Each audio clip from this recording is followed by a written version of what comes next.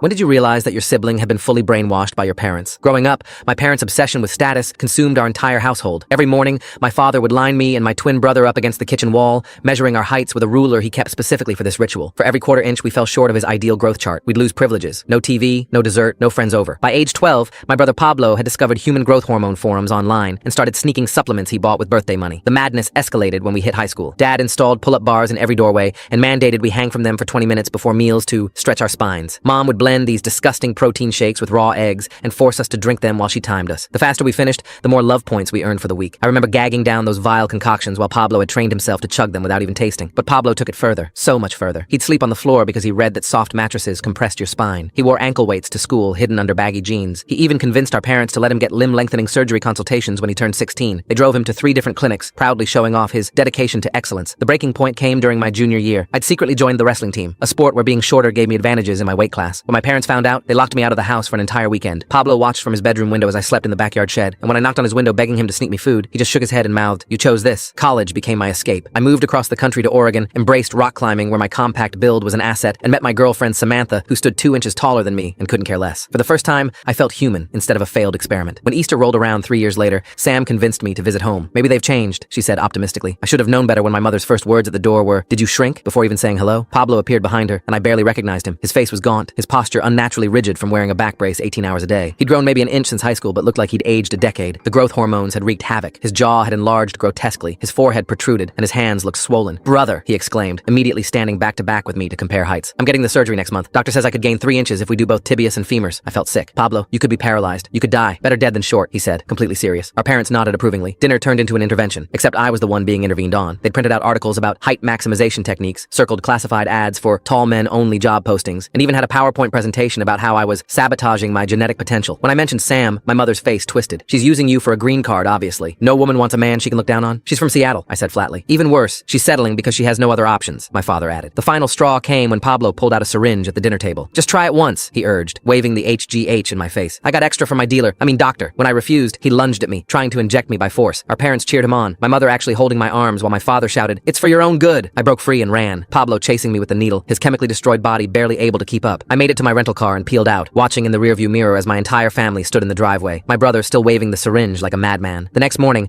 I woke up to 47 missed calls and a string of voicemails that progressed from disappointment to disownment to Pablo sobbing that I was choosing to be genetic waste. 2 months later, I got a call from a hospital in Mexico. Pablo's surgery had gone wrong, catastrophically wrong. Full video on the channel, link below.